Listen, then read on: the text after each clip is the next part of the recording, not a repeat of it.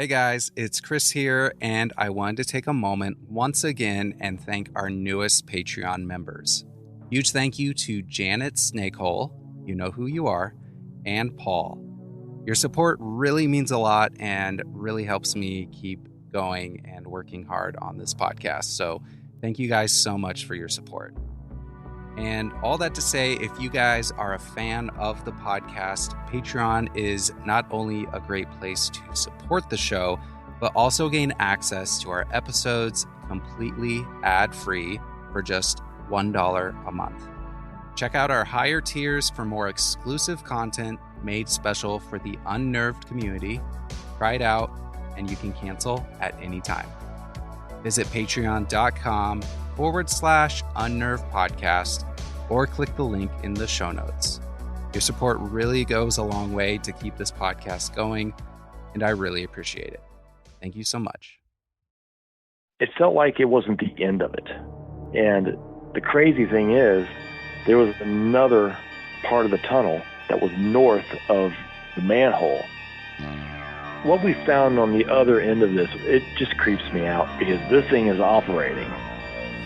From HV Studio, this is Unnerved.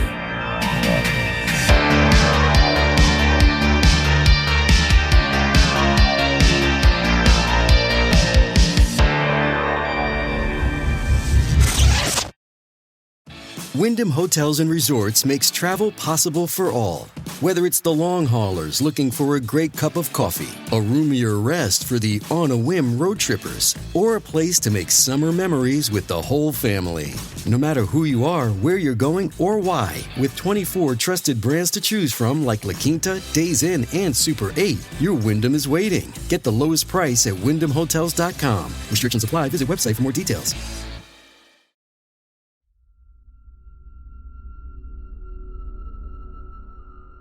Welcome back to the Unnerved Podcast. It's where normal people share their abnormal stories, and if you enjoy true stories of the strange and terrifying, then you're in the right place. I'm your host, Chris Fricky. Today's story might sound a bit familiar because we have our first returning guest that is here to give us an update on the tunnel that he discovered. This time, John went back to the secret tunnel, and trust me, you won't want to miss this update. If you haven't heard the original story from John, I highly suggest that you stop this episode and go back a few episodes to the story titled Secret Tunnels Beneath Us, Part 1. Once you're all caught up, we'll be right here waiting with Part 2.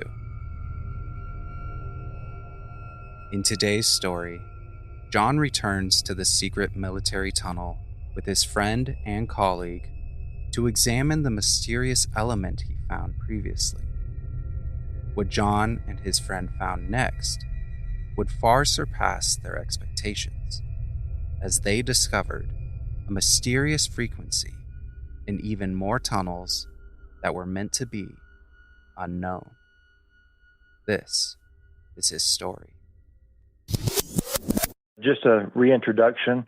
My name is John, and I do machine learning.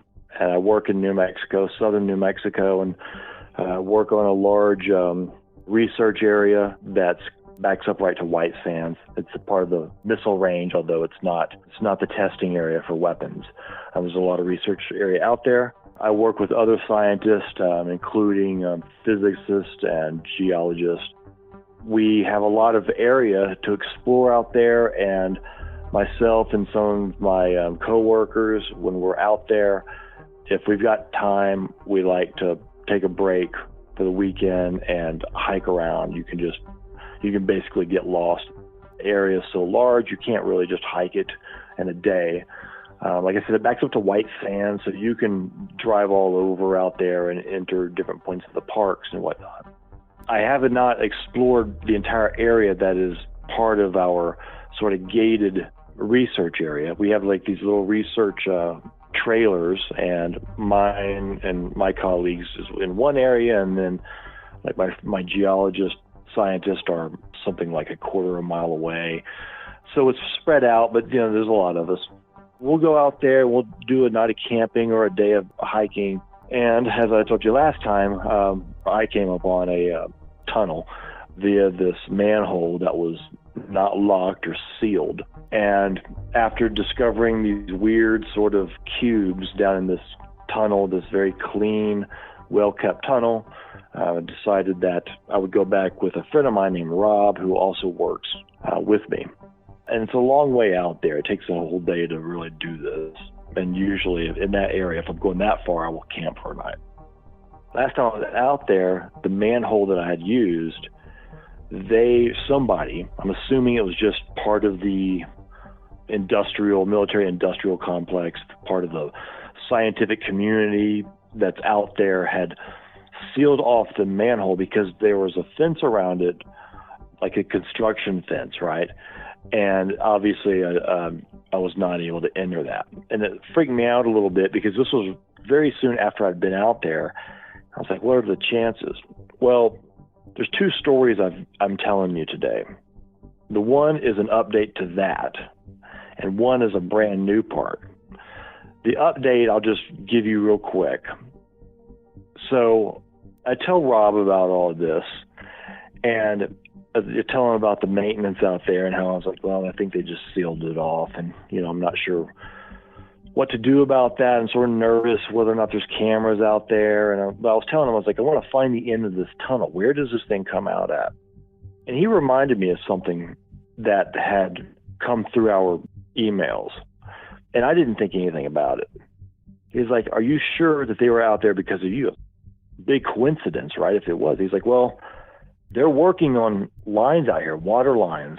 Did you see these emails? I was like, yeah, but okay, they're working on some water pipes or something. He's like, well, if there's a manhole there, maybe that's the way they enter it. Maybe. And I was like, well, it's just a tunnel. I didn't see anything that would be underground cables or pipes or something like that. But it did make me wonder whether or not they were actually out there because of me getting in there, or was it just coincidence? If they did seal this tunnel, that would be the only entrance. So I started thinking about it, and Rob and I decided to do two things. We decided to, A, try and find the end of this tunnel, or both ends of the tunnel, whatever, and B, to see if we couldn't enter that way, to see if the manhole was actually shut. So we get off on a weekend, and this is now, it was early March, and there wasn't any snow really out there at that time. Sort of a warm winter this year. And we had to backtrack. So the first thing we did was I showed him the area I was camping in where I found the manhole. Again, it's basically a whole day to just sort of get out there and everything. Get out there, we set up. The construction sort of fence is gone. And we had, this time I brought like a crowbar, because last time I was telling you I like screwed up one of my poles, my hiking poles, and it was not sealed.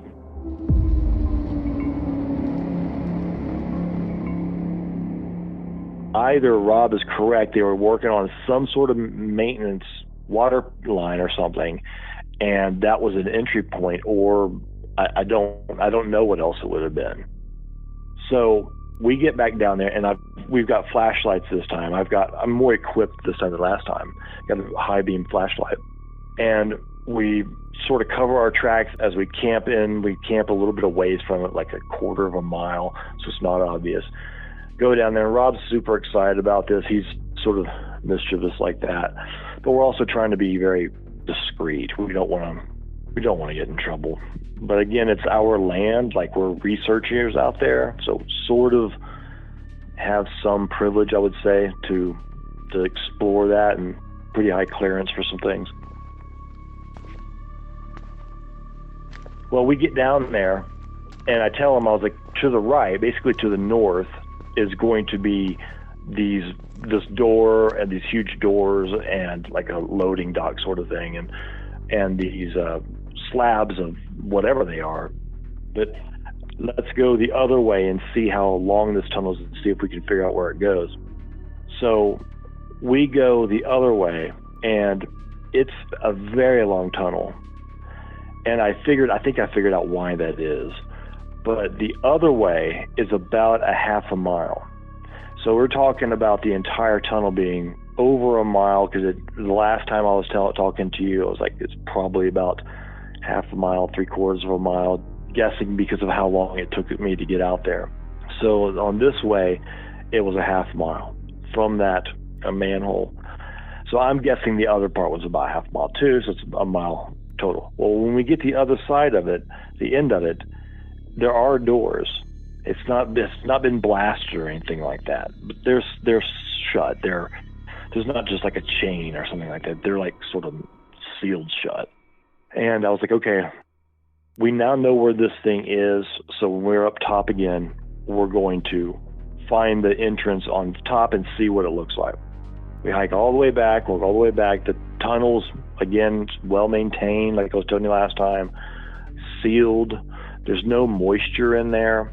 And so but there's also no lights. So we get to the other side finally, and there's, again, like that camera I was telling you about. Nothing's been changed. The doors are still the same, and they're still unlocked.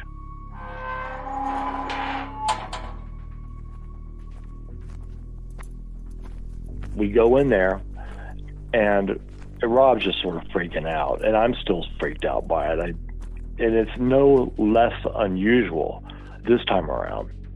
We're just looking at them, touching them. They're cool to the touch. They've got that silvery light to them that absorbs the flashlight. There's not a lot of reflective light coming off of them. It's very strange. And Rob works in geology, so he knows more about that than I do. He had no explanation for it. We walked back and forth, explored it a little bit, and it's an enormous warehouse. It's huge. It's from one end to the next. It's going to take you a while to walk it. And on the other end, it's pretty much sealed. There's like some smaller, like an office or something like that. Again, like sort of a loading area. There's just not much there that's interesting, but it is definitely sealed off once you get past that little docking area. And the only way in and out of there is through that tunnel. And it's big enough, and it's got sort of a cul-de-sac almost at that end for big trucks to get in, turn around, and get out. And so Rob and I decided that the only thing for this tunnel is for the transportation of whatever this is, this material.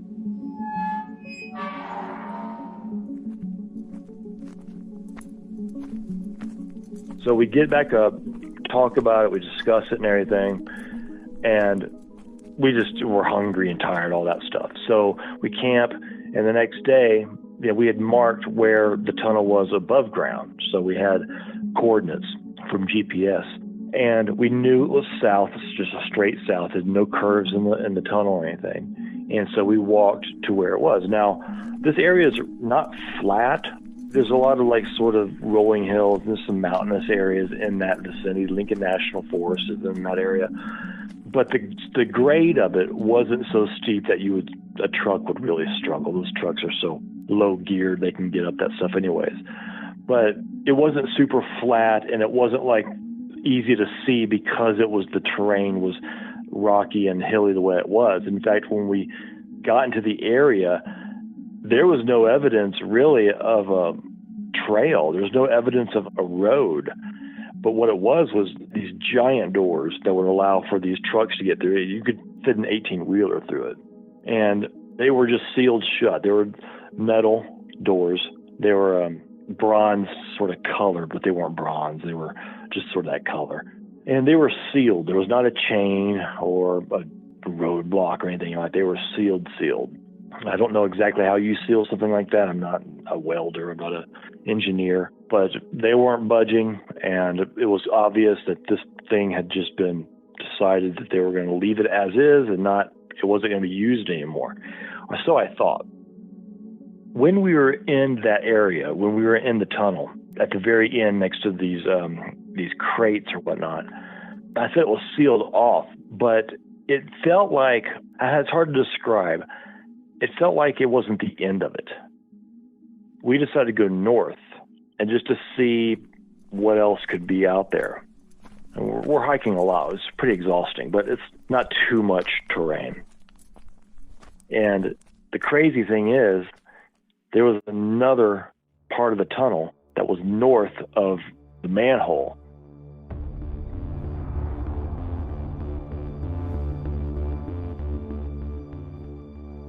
And it was about half a mile. It was maybe 3/4 of a mile, a little bit closer, if I remember Rob telling me. He had the GPS.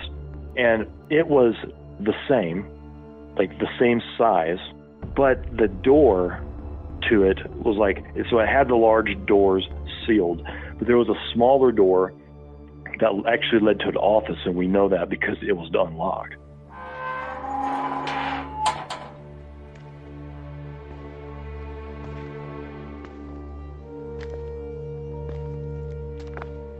It was just a small little office on the right side of the tunnel, if you're looking at the tunnel, and there's nothing in it, not even a chair, just pretty nondescript office, sort of a metal built-in desk, no monitors or anything like that. And then another door on the other, on the northern side of it that led out into that tunnel. So this thing's open. And just like the manhole, I'm thinking, this has just got to be open because they need to be able to get into this thing, and they've got these doors sealed shut, right? They've got to be able to get in some ways if they're maintaining it and who knows what else. And this one was much different. It was the same sort of tunnel, and that it had these sort of 2 lanes. It was basically like a highway. But it stopped, the actual, the drive, it actually stopped much quicker. And it was like a parking lot, sort of like what you see on a ferry. And it was obvious that's what it was, because the lane was like, if you're going one way, then the lane all of a sudden opened up to 2 lanes right next to one another. And the other lane did the same thing. So like, again, like if you're going on a ferry, right, it's like 1 lane and then it branches off into 2 on that side and 2 on the other side. Same sort of concept. And I would say it would fit about 50 cars. It's hard to judge. It's dark in there. It's just hard to judge. The only reason I thought of that is because of what we found next. It stopped, it ended, and then there was a series of other doors. And when you walk into those, there's a couple of offices. Again, there's nothing in these offices. And what, they're not wooden. The desks that are in there are not wooden, and they're attached. So they're attached and they're metallic, so like a metal, and they're attached to the wall so that you can't move them. But there's nothing else in there. And it's like, the shape is almost like a boomerang shape, right? And there's a series of those, and then on the other end of those, so there was like 2 on each side.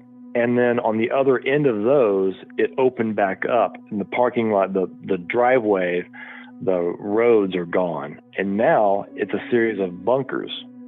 And it's like metal beds. There's no mattresses or anything like that. They're like single, they're not big.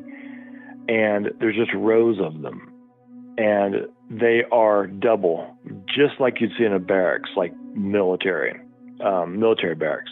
And on the other end of that was like some sort of room that would be a meeting room, an auditorium. I don't know what it would be used for, but it was large, and it had a series of smaller tables that like you would sit at, but there's no chairs. And these tables, again, were metal tables that you couldn't just easily move.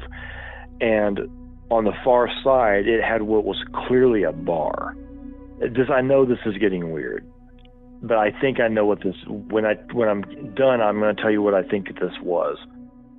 The bar had nothing in it except for the bar. Again, nothing was movable except for the chairs that weren't there, and the bar had nothing behind it. But it was a bar. I mean, it was just obvious. It had the metallic bar that went about, I'd say it was about 20 feet, and behind that was a section of storage that you would use for liquor, and it even had the little rails. Couldn't have been anything else. Rob and I both agreed at this moment, was like, this has got to be a fallout shelter. It's got to be, and it's got to be for the scientists here. And we're looking at something that is decades old. There's just nothing else it could be. As we're walking through there and just checking everything out, the idea became, okay, so this can fit maybe 50 cars. That's upper classified sort of scientists and military, probably, maybe some of their families. 200 people in these barracks plus this little sort of sitting lounge, 200 people total. And we determined that it has to be for those types of individuals if there was ever any sort of nuclear issue. Now, this isn't uncommon. I mean, we know why Los Alamos was built, and they built a town very quickly up there to build the bomb. And New Mexico has things like this. It has sealed off tunnels. It has underground shelters and things like this. This is not that uncommon, especially in these laboratory areas and these sealed off to the public areas. So that's not too weird. But what we found on the other end of this was sort of on the northwestern end, was it just creeps me out to this. It just,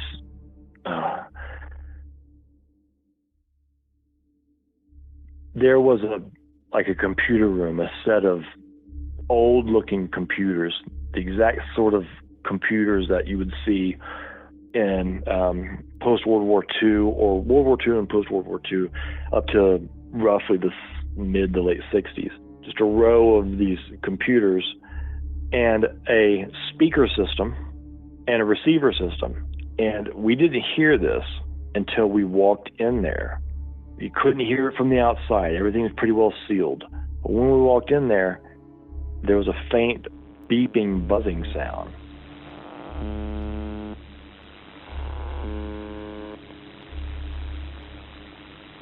It was very low. It was like a low frequency. It was hard to even hear. You had to sort of be close to it. And then it would change a little bit. It would repeat it, and then it would go to static. It would have a pause, and then it would change the sort of beeps that you heard.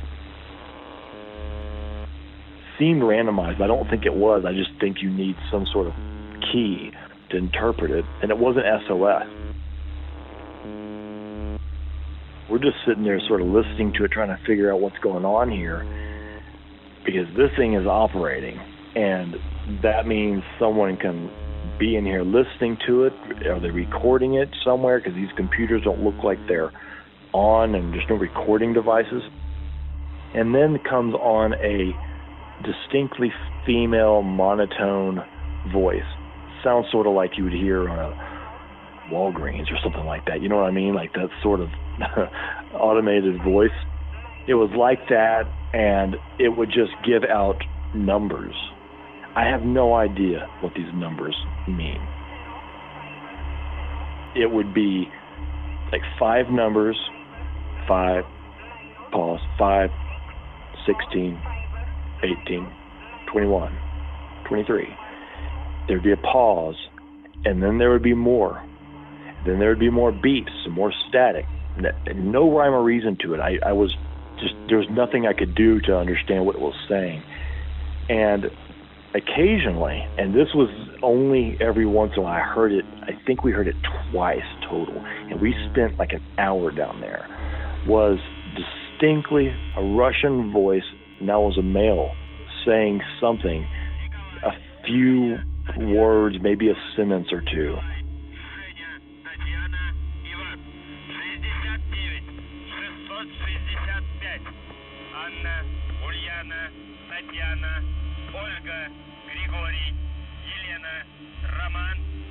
And then it would stop, and then the beeps, the sort of buzzings, crackling sounds would come back. Then would be the female voice, and numbers didn't seem to really repeat. I mean, there would be some numbers that were the same. Maybe she said a 5 each time or something like that, but for the most part, they were randomized. The beeps were randomized, and we had no idea when the Russian male voice was come back. And the 2 times we heard it, I'm certain he didn't say the same thing.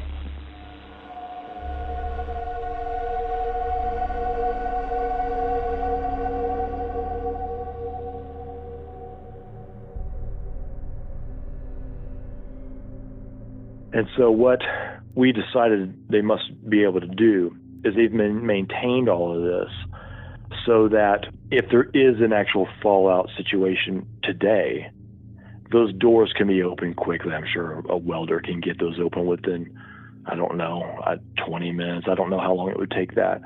But they can get in who they need to get in. Those people have a living space, like a place to hang out, a place to sleep, a kitchen sort of area, things like that, storage for canned goods. And then off of like the main little bar seating area, there was a few other larger offices, just rooms that you would imagine would be in some sort of fallout shelter that didn't have any equipment in them at all.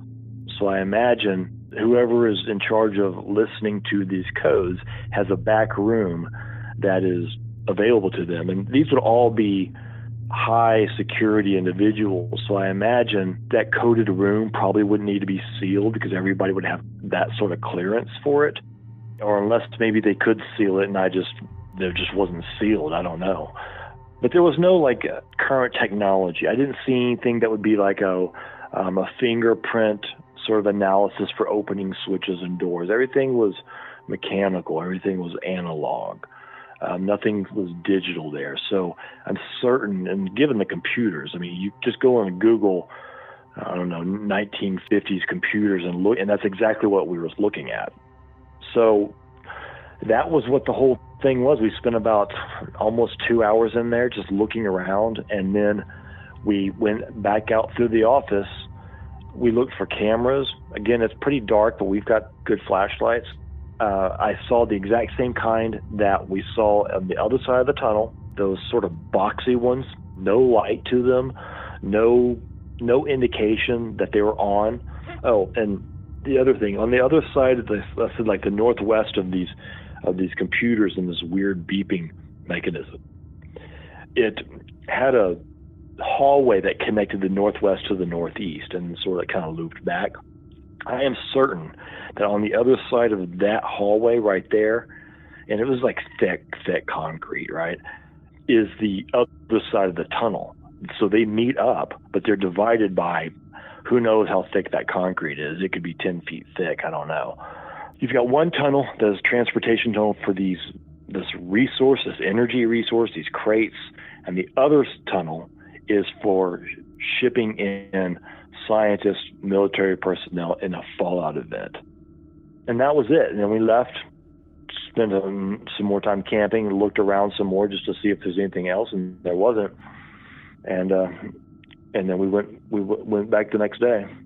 I guess let's go back to when you showed the crates to your friend and everything like that. I mean, did he have any more of an idea of what the material was? His best guess was that material was a raw material that had to be melted down, probably with lasers actually, and then was used in very small quantities along with other material to strengthen something, to make a very light material out of it, which makes a lot of sense. Maybe if you're looking at experimental aircraft, you need light but strong materials. Maybe some of that is being shipped out, and they have to open the doors. So if it's ever being used, they have to open those doors. And there's no evidence they've opened them. And what are they going to do, keep welding them shut? That doesn't make sense, right? I mean, maybe it's just leftover. Maybe there's other areas that have that material, and this is just the leftovers, extra storage, which actually, now that I'm thinking about it, that would actually make sense, that you have a main supply that you're actually using, and then this supply, wherever you got it from, wherever it came from, it's just storage now. And if you ever need it, I guess you can go in there and get some. So when you guys got back from this trip, I assume no one has still spoken to you about it. No one's approached you or anything like that so far, right? Nobody. Okay. Nobody. And it tells me that it is not being monitored, that in this field, well, in science it's a little bit different, but in the areas we work in, the right hand never knows what the left hand is doing, and that's purposeful most of the time. Things are divided, and that's frustrating because you need to be able to share information fluently, like without interruption.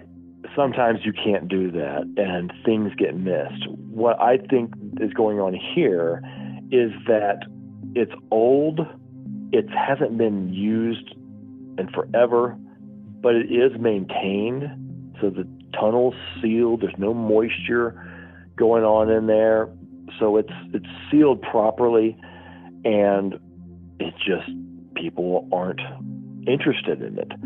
That maybe military personnel, one of their coders, spy or someone like that goes in there and listens to make sure everything's going correctly. Maybe they don't. Maybe they haven't been in there in decades. I don't know.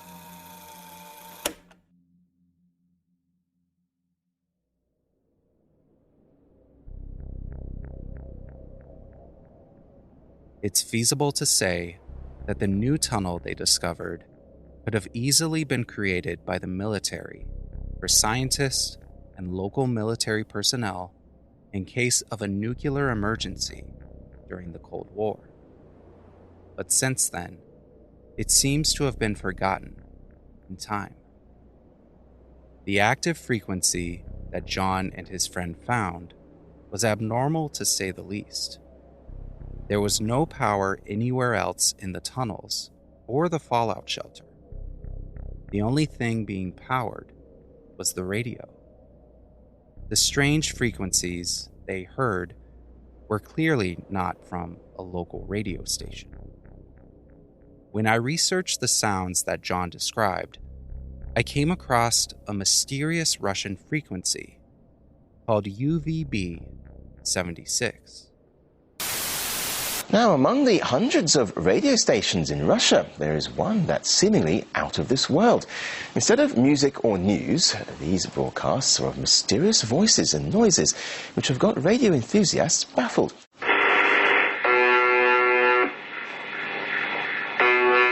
The sound that's been gripping the imagination of radio spotters worldwide for over 3 decades. The UVB 76, also known as the buzzer.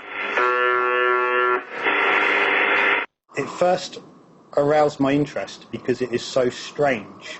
Personally, I think it's a legacy device that's been left over from the late 70s or 80s from the military operations at the time. Its original purpose has been forgotten. They say it's been going like this since the start, whenever that was. Sometimes the buzzer stops and a male, robotic-like voice lists names and numbers in Russian. Some believe it's the Soviet Union's and now Russia's contact with spies, or even civilizations from other worlds. Yaroslav has been a radio fan since his childhood. He's also had his share of the buzzer, but his explanation of its purpose is much more down to earth. This sort of connection is extremely reliable. It will shut down in case of a large nuclear explosion, but only for a few hours. It's not dependent on anything. That's why it's still widely used today by the army. The idea is pretty simple. A military radio station sends out the buzzer, which is received by other army bases. By stopping the buzzer, the operator signals that a command code of letters and numbers is about to be broadcast. When the transmission is complete, the buzzer turns on again. Yaroslav said Moscow's radio spotting community know where the signal used to come from, a base outside of the capital. But this is what we saw there. And this man is the only living soul we could find on the spot. He used to work at the base and still lives in a village nearby. This used to be one of the best units in the country, but 2 years ago we received an order to shut it down. We were told it consumed too much energy. There is also another similar unit. It still operates. Could it be that the legendary buzzer used to beam out of this building? And where is the signal coming from now? It looks like we won't be able to find any signs of that mysterious transmitter here because the equipment was literally ripped out of the walls and floors of the building when the base was shut down. But some things are actually still here, like this journal with the last entry dating back to May 2009.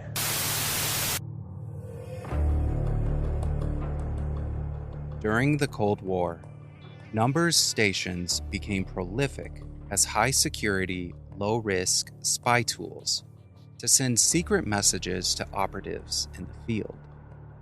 However, as early as World War I, espionage agencies were using shortwave radio numbers stations to broadcast Morse-coded numbers that only meant something if someone else had the key to decipher the code. But these number stations use more than just numbers to convey directives. Music, beeps, hums, a woman counting off numbers, a man listing Russian names, and even a child's voice repeating English letters began to creep eerily across the airwaves. Russia's UVB-76, also known as the buzzer, is perhaps the most notorious of these numbers stations and is still broadcasting to this day. As for the new station's location, it's since been more problematic to pinpoint.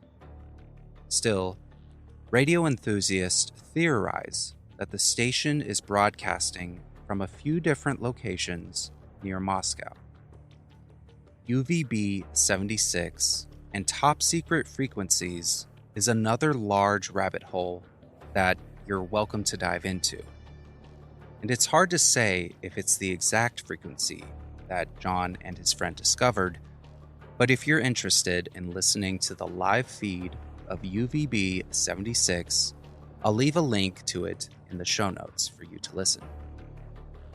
Ultimately, the rediscovery of these tunnels still leaves us with questions. What is the identity of the mysterious element? Even with the expertise of John's friend, the answer is still unknown.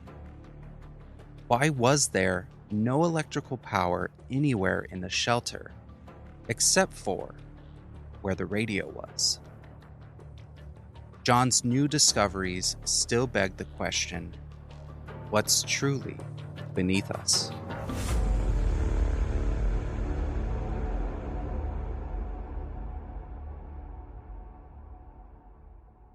Thanks again for listening to Unnerved. If you enjoyed this episode, please share it with your friends and leave a review wherever you get your podcast. And if you guys want to see photos related to each episode, be sure to follow our Instagram at unnervedpodcast. There you can see a hand-drawn layout of the fallout shelter that John drew himself. And for ad-free episodes and bonus content, please visit patreon.com/unnervedpodcast.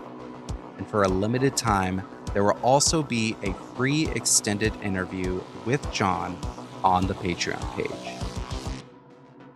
And until next time, take care.